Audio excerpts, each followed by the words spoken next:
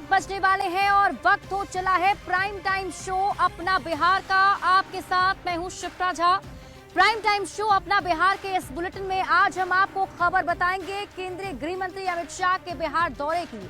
अचानक जेडीयू दफ्तर आखिर क्यों पहुंच गए नीतीश कुमार, ये आपको बताएंगे। तेजस्वी यादव की वोटर बिहार में अधिकार यात्रा किस तरीके से चल रही है, ये भी आपको बताएंगे। और खबर होगी किस तरीके से गिरिराज सिंह ने मुसलमानों को लेकर बड़ा बयान दिया है, ये भी आपको बताएंगे। लेकिन शुरुआत सबसे पहले केंद्रीय गृह मंत्री अमित शाह बिहार में है और बिहार में उन्होंने शाहाबाद से चुनावी हुंकार भरने के साथ ही कांग्रेस पर जमकर निशाना साधा और राहुल गांधी की बिहार में हुई वोटर अधिकार यात्रा पर जमकर बरसे। उन्होंने कहा कि ये वोटर अधिकार यात्रा नहीं बल्कि घुसपैठिया बचाओ यात्रा थी। क्या कुछ उन्होंने कहा है और किस तरीके से आरजेडी और कांग्रेस की तरफ से पलटवार किया जा रहा है, ये रिपोर्ट आपको दिखाते हैं। ये राहुल गांधी की यात्रा घुसपैठिया बचाओ यात्रा थी।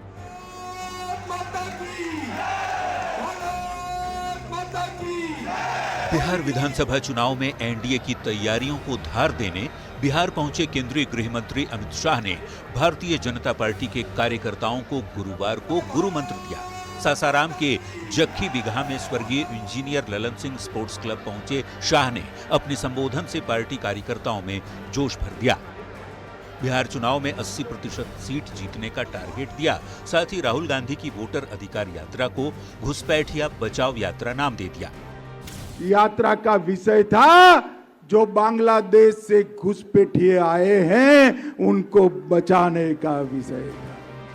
लगभग 3000 कार्यकर्ताओं से ठसाठस भरे स्पोर्ट्स क्लब में शाह ने बार बार ये हामी भरवाई कि राहुल गांधी बांग्लादेशियों को बचाने के लिए और फर्जी विदेशी वोटरों को बचाने के लिए बिहार पहुंचे थे। शाह ने गरजते हुए ये वादा किया कि पीएम मोदी के रहते घुसपैठिए बिहार की जनता का हक नहीं छीन सकते, न राशन का और न ही वोट के अधिकार का। इस दौरान शाह ने लालू परिवार पर भी निशाना साधा और लैंड फॉर जॉब स्कैम की याद दिलाई। चारा घोटाला किया, लैंड फॉर जॉब स्कैम किया, रेलवे होटल की जमीन में घोटाला किया, अलग तारा घोटाला किया, बाढ़ का घोटाला किया, ये भी एक्सपोर्ट बेनामी संपत्ति मामले का घोटाला किया और कई बार जेल में भी गए। चारा घोटाले का जिक्र करते हुए शाह ने दावा किया कि भ्रष्टाचार के आरोपी बिहार का भला नहीं कर सकते, इसलिए एनडीए सरकार को जनता दोबारा मौका दे जिस पर भ्रष्टाचार का एक भी दाग नहीं है। वोटर अधिकार यात्रा को घुसपैठिया बचाओ यात्रा बताते हुए शाह ने तेजस्वी पर भी तंज कसा कि राहुल के साथ यात्रा कर तेजस्वी की राजनीतिक वजूद खतरे में पड़ गई है, जिस पर महागठबंधन के नेताओं ने पलटवार किया है। किसी दिन तो इंसाफ होगा और जिस दिन इंसाफ होगा ये जो वोट चोर है उसका सरगना भी जेल में होगा, उसके तमाम गुर्गे भी जेल में होंगे। जब जहां चुनाव होता है वहां पर भारतीय जनता पार्टी घुसपैठिए को मुद्दा बनाने का काम करती है, लेकिन चुनाव बाद घुसपैठिए कहां चले जाते हैं ये आज तक नहीं पता चला है। टिहरी ऑन सोन में शाहाबाद और मगध के आसपास वाले जिलों के कार्यकर्ताओं को बीजेपी के चुनावी चाणक्य ने बड़ी जिम्मेदारी सौंपी है। एनडीए के सहयोगी दलों के साथ बेहतर तालमेल के साथ जनता के बीच जाने को कहा। शाह ने एनडीए सरकार के काम गिनाने और विपक्ष की नाकामियों को बताने का टास्क भी दिया है। देखना होगा शाह की ये रणनीति चुनाव में कितना काम आती है। सासाराम संवाददाता अजित कुमार और पटना रिपोर्टर शैलेंद्र के साथ ब्यूरो रिपोर्ट न्यूज़ 18। अब बीजेपी के चुनावी चाणक्य केंद्रीय गृह मंत्री अमित शाह बिहार में हैं, तो एनडीए के कार्यकर्ताओं को जीत का मंत्र तो जरूर देंगे। यही वजह रही कि केंद्रीय गृह मंत्री अमित शाह जब शाहाबाद और मगध के इलाके में पहुंचे तो वहां से उन्होंने चुनावी हुंकार भरने के साथ ही एनडीए के कार्यकर्ताओं में जोश भरा और इसके साथ ही इस बार एक नया टारगेट भी कार्यकर्ताओं को दे दिया गया है। शाहाबाद और मगध के 80% सीट पर जीत का टारगेट उन्होंने दिया है और जोश भी भरा है। ये रिपोर्ट आप देखिए।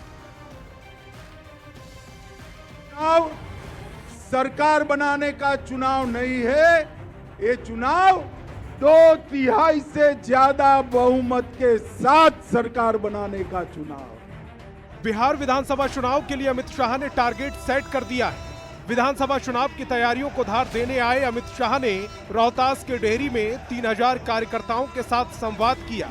2020 के चुनाव में एनडीए के लिए जो कड़ी सबसे कमजोर साबित हुई, उसी शाहाबाद और मगध से अमित शाह ने अपने मिशन का आगाज किया।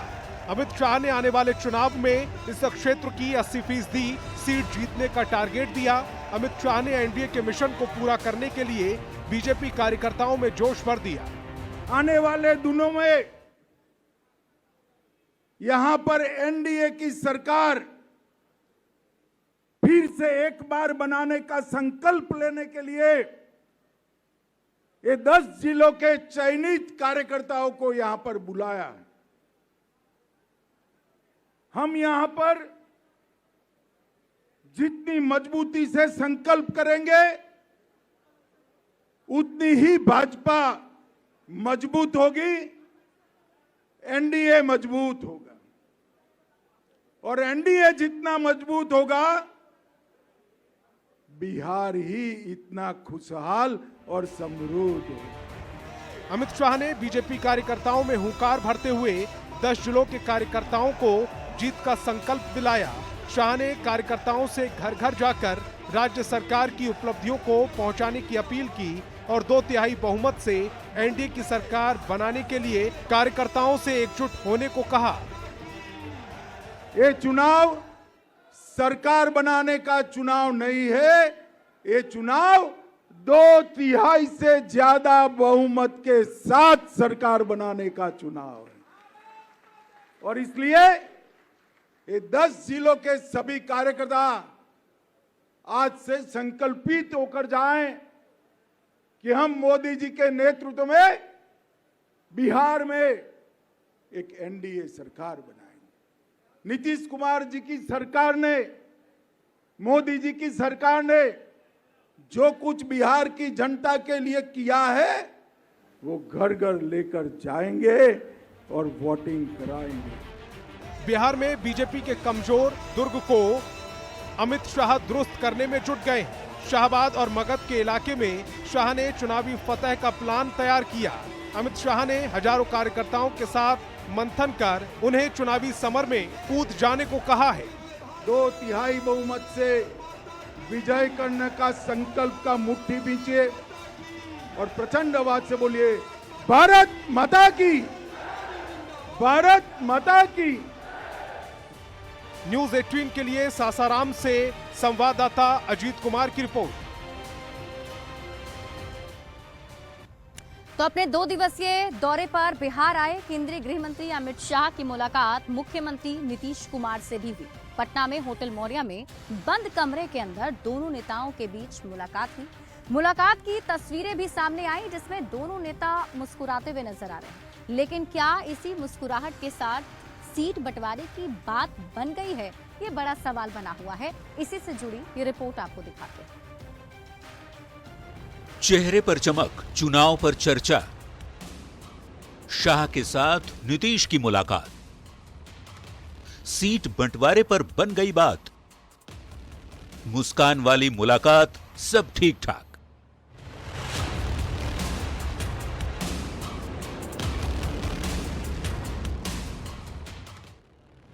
दाहिनी ओर बिहार के नीति नियंता नीतीश कुमार और बाईं ओर बीजेपी के चुनावी चाणक्य अमित शाह।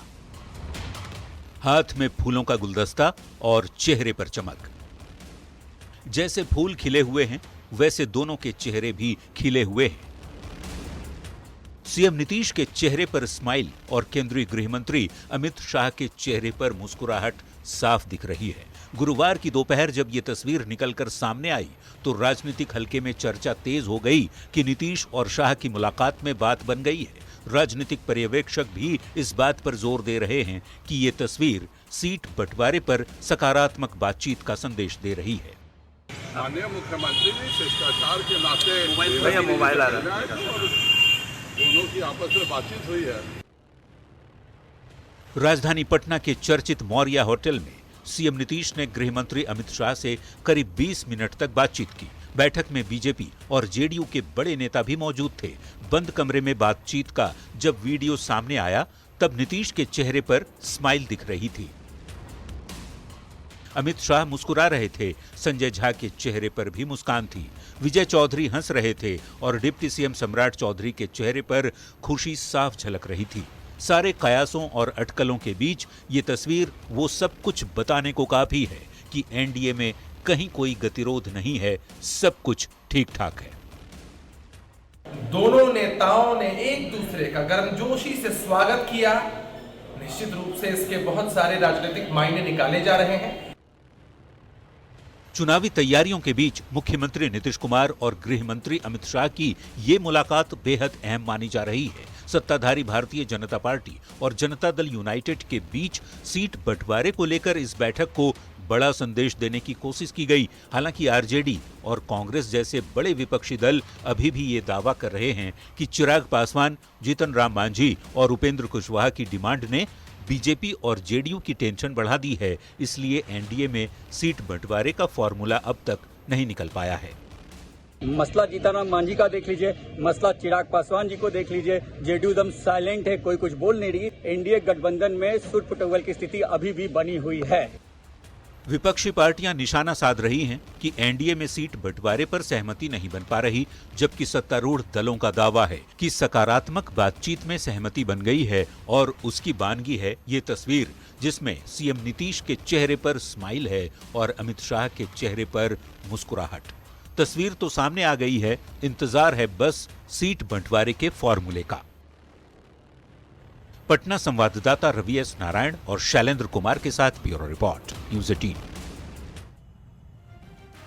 और नेता प्रतिपक्ष तेजस्वी यादव के चुनावी सलाहकार और आरजेडी सांसद संजय यादव के खिलाफ आरजेडी के अंदर से ही अब विरोध के स्वर उठने शुरू हो गए। ऐसा इसलिए कहा जा रहा है क्योंकि तेजस्वी यादव की बहन और लालू प्रसाद यादव की बेटी रोहिणी आचार्य ने एक पोस्ट शेयर किया है, जिसमें तेजस्वी यादव के बिहार अधिकार यात्रा के दौरान उनकी रथ पर फ्रंट सीट पर बैठे संजय यादव को लेकर हमला किया गया है। रोहिणी आचार्य ने उस पोस्ट में लिखा है कि फ्रंट सीट पर सिर्फ शीर्ष नेतृत्व ही बैठता है। अब जैसे ही ये पोस्ट सामने आया, उसके बाद से बिहार में बवाल मचा हुआ है और एक सवाल भी उठ रहा है कि क्या तेज प्रताप यादव के बाद अब रोहिणी आचार्य भी संजय यादव से नाराज हैं? ये रिपोर्ट देखिए।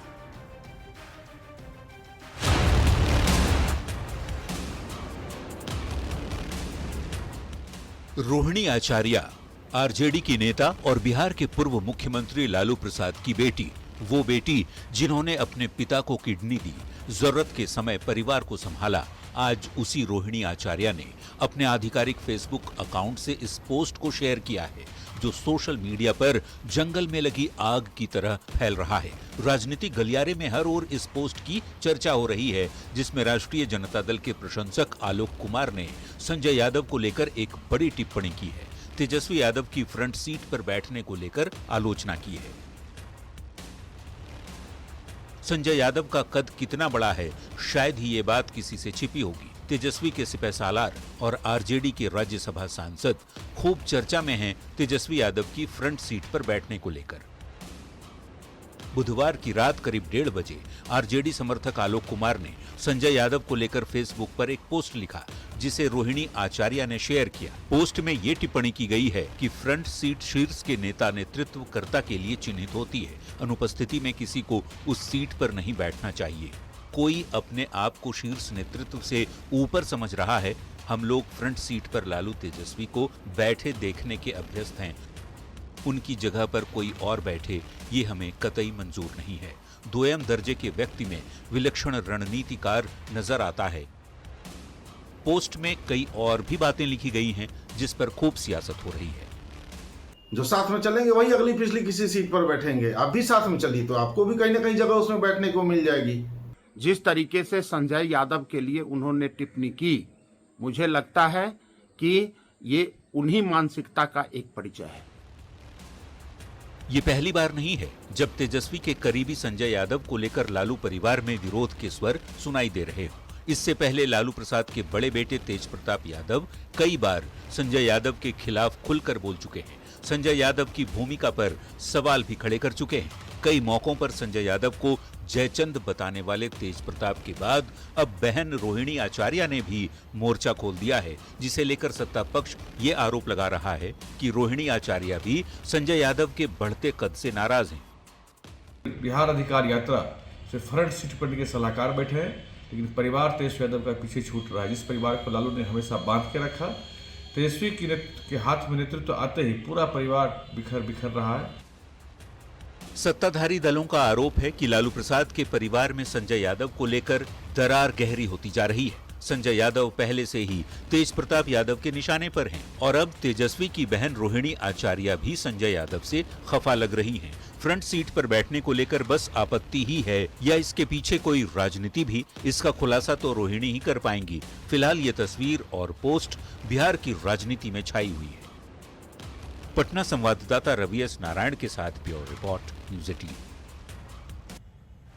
और अब बात करते हैं अगली खबर की और राहुल गांधी के उस बम की, जिसे फोड़ते हुए राहुल गांधी ने एक बार फिर से निर्वाचन आयोग पर हमला बोला है। दरअसल राहुल गांधी की तरफ से निर्वाचन आयोग पर यह आरोप लगाया गया है कि कर्नाटक में कांग्रेस के एक मजबूत बूथ पर करीब 6000 वोटर्स के नाम काटे गए। अब जैसे ही उन्होंने ये आरोप लगाया, ईसीआई की तरफ से जवाब आया और ईसीआई ने राहुल गांधी के सभी आरोपों को निराधार बताया है। किस तरीके से सियासी लड़ाई दोनों के बीच जारी है, उससे जुड़ी ये रिपोर्ट देखिए।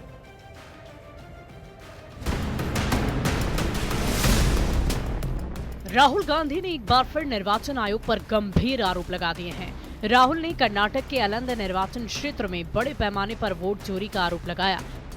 उन्होंने कहा कि ऑनलाइन तरीके से दूसरे राज्यों के मोबाइल नंबरों का इस्तेमाल करके कांग्रेस के मजबूत बूथों के 6018 मतदाताओं के नाम डिलीट करने की कोशिश की गई। उन्होंने चुनाव आयोग पर वोट चोरों का बचाव करने का भी आरोप लगाया है। राहुल ने आरोप लगाया कि जिन इलाकों में कांग्रेस मजबूत है, वहां के वोटर्स को टारगेट किया गया है। This is pretty solid proof. Aland is constituency in Karnataka, 6,018 votes. Somebody tried to delete 6,018 votes. We don't know the total number of votes that were deleted in Anand in the 23 election. They are much higher than 6,018, but somebody got caught deleting 6,018 votes. वहीं निर्वाचन आयोग ने राहुल गांधी के आरोपों को गलत और निराधार बताया है। निर्वाचन आयोग ने कहा कि राहुल गांधी द्वारा लगाए गए आरोप झूठे और बेबुनियाद हैं। किसी भी आम नागरिक द्वारा किसी भी वोट को ऑनलाइन नहीं हटाया जा सकता, जैसा कि राहुल गांधी ने गलत धारणा बनाई है। प्रभावित व्यक्ति को सुनवाई का अवसर दिए बिना वोटों को हटाया नहीं जा सकता। 2023 में आनंद विधानसभा क्षेत्र में मतदाताओं के नाम हटाने के कुछ असफल प्रयास किए गए थे और मामले की जांच के लिए स्वयं चुनाव आयोग द्वारा एक प्राथमिकी दर्ज कराई गई थी। इधर राहुल गांधी के आरोप पर सियासत गर्म हो गई है। राहुल गांधी के आरोपों पर बीजेपी ने प्रहार किया है। बीजेपी ने कहा कि राहुल गांधी बार बार जनता और वोटर का अपमान कर रहे हैं। लेकिन अगर निष्पक्षता के साथ भारत का इलेक्शन कमीशन काम कर रहा है, तो बार बार राहुल गांधी जी का प्रयास है कि लोकतंत्र पर प्रहार किया जाए, भारत के लोकतंत्र को कमजोर किया जाए, जनता को गुमराह किया जाए और जिस तरह से बांग्लादेश नेपाल में स्थिति बनती है, वैसे झूठ बोल बोल के वहां पे स्थिति पैदा कर दो देश में। लेकिन जब आप विपक्ष के नेता हैं तो कुछ तो संस्कारित बनिए, कुछ तो अच्छी भाषा का प्रयोग करिए। 14 से बोल रहे हैं कि सब मोदी जी की जीत फर्जी है, क्या मतलब है इसका? कुछ समझते हैं आप? राहुल गांधी इस देश की जनता का अपमान, राहुल गांधी इस देश के वोटर्स का अपमान कर रहे हैं। राहुल गांधी ने एक बार फिर वोट चोरी का आरोप लगाकर सियासत को सुलगा दिया है। राहुल गांधी बार बार निर्वाचन आयोग पर सवाल खड़े करते हैं। राहुल बार बार बड़े खुलासे करते हैं, लेकिन आरोपों पर कोई सबूत नहीं दे पाते हैं। इस बार भी राहुल ने वोट चोरी के सबूतों पर कहा हाइड्रोजन बॉम्ब आ रहा है। Bureau report, news 18। और चुनावी साल में मुख्यमंत्री नीतीश कुमार ने युवाओं के लिए एक और बड़ा ऐलान किया है। बिहार में जो भी ग्रेजुएट बेरोजगार युवा हैं, उन्हें हर महीने 1000 रुपए सरकार देगी। ये ऐलान मुख्यमंत्री की तरफ से किया गया है। सीएम नीतीश कुमार के इस ऐलान के बाद बिहार की सियासत गर्मा गई है। चुनावी साल में सीएम नीतीश कुमार ने युवाओं को एक और बड़ा तोहफा दिया है। नीतीश कुमार ने एक बार फिर युवाओं के लिए बड़ा ऐलान कर दिया। सरकार अब स्नातक पास युवक युवतियों को हर महीने 1000 रुपए देगी। सीएम नीतीश कुमार ने सोशल मीडिया एक्स पर पोस्ट कर इसकी जानकारी दी। युवाओं के लिए नीतीश कुमार ने बड़ी घोषणा करते हुए कहा, स्नातक पास बेरोजगार युवक युवतियों को सरकार 1000 रुपए देगी। ये राशि उन्हें नौकरी और रोजगार के प्रयास के लिए दी जाएगी और ये राशि उन्हें 2 साल तक के लिए दी जाएगी। 20 से 25 साल तक के ही युवक युवती इसके लिए योग्य होंगे। सीएम नीतीश कुमार की इस घोषणा से बिहार में सियासत गर्मा गई है। एक तरफ एनडीए इस घोषणा पर उत्साहित है। एनडीए का कहना है कि नीतीश जो कहते हैं वो करके दिखाते हैं। वहीं दूसरी तरफ महागठबंधन ने इसे कैश फॉर वोट कहकर निशाना साधा है। नकल वाली सरकार चलाने का काम कर रहे हैं, लेकिन आप अकल नहीं लगाते हैं। तेजस्वी जी ने लोगों को नियुक्ति पत्र दिया, आप नियोजन पत्र देते हैं। देखिए, अब तक तो वोट चोरी से लोग चुनाव जीतते रहे। इस बार वोट चोरी पकड़ी गई। डर है कि अब बड़े पैमाने पर वोट चोरी नहीं कर पाएंगे तो चुनाव जीतेंगे कैसे। तो अब अपने पापों का प्रायश्चित कर रहे हैं। अरे रोजगार दीजिए, भीख नहीं मांग रहे हैं युवा। नीतीश कुमार जी ने युवाओं के रोजगार सृजन के लिए, उनको आत्मनिर्भर बनाने के लिए, दक्ष बनाने के लिए ये कार्य योजना का विस्तार किया है। यह स्वागत योग्य है। हमारा लक्ष्य है 1 करोड़ नौकरी और स्वरोजगार का। इसके लिए हर कदम उठा रही है भाजपा और जदयू की एनडीए सरकार। चुनावी साल में सीएम नीतीश लगातार बड़े बड़े फैसले ले रहे हैं।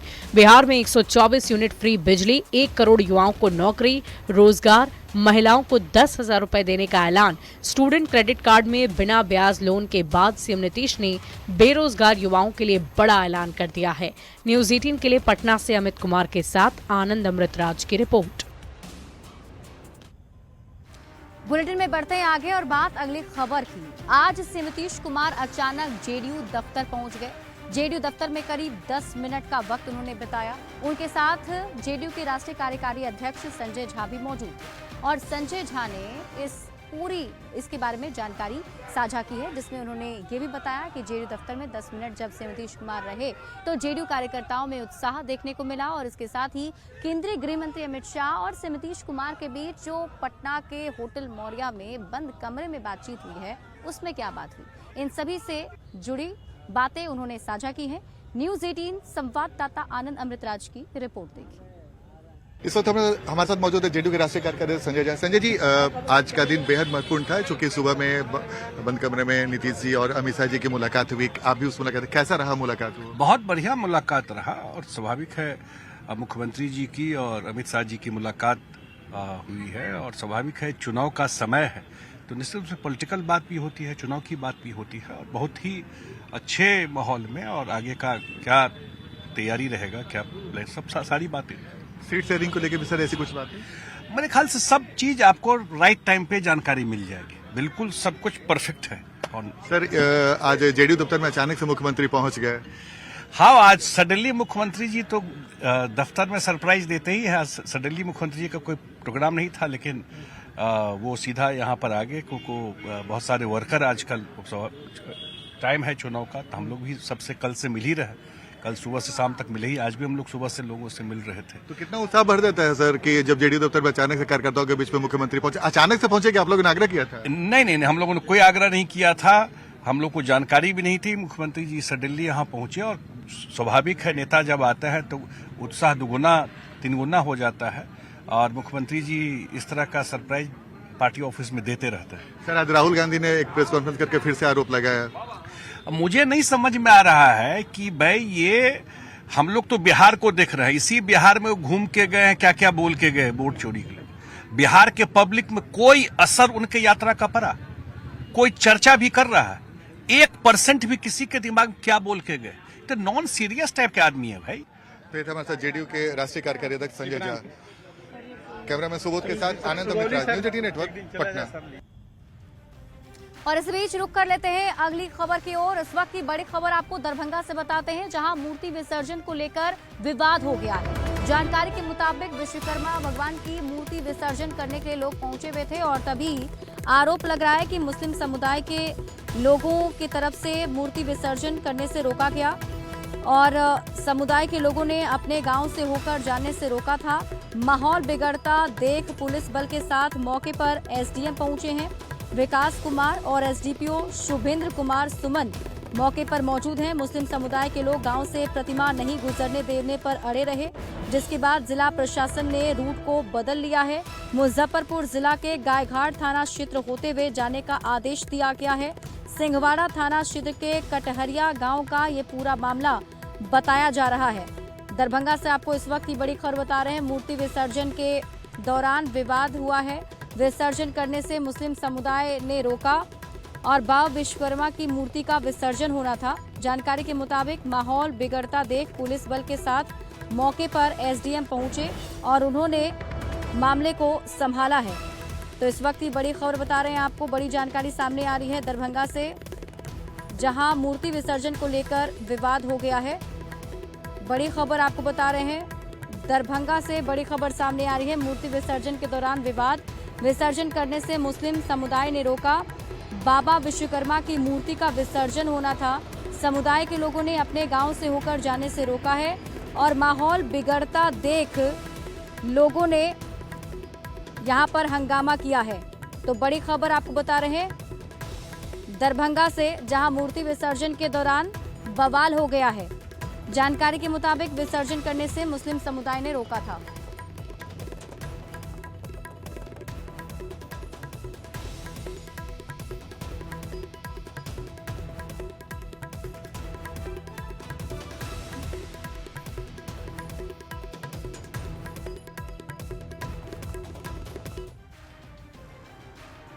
और इसी बीच आपको एक और बड़ी खबर बताते हैं। एसटीटी परीक्षा को लेकर अभी तक लिंक आवेदन का जारी नहीं किया गया है, जिससे अभ्यर्थियों में काफी ज्यादा नाराजगी देखने को मिल रही है और अभ्यर्थियों ने इसे लेकर बवाल भी काटा है। बिहार विद्यालय परीक्षा समिति का घेराव करने के लिए अभ्यर्थी पहुंचे थे। इस दौरान उन्होंने जमकर नारेबाजी भी की। मौके पर काफी संख्या में पुलिसकर्मी मौजूद थे। समिति के अध्यक्ष ने अभ्यर्थियों को लिंक जारी करने का भरोसा दिया, तब जाकर हंगामा शांत हुआ है।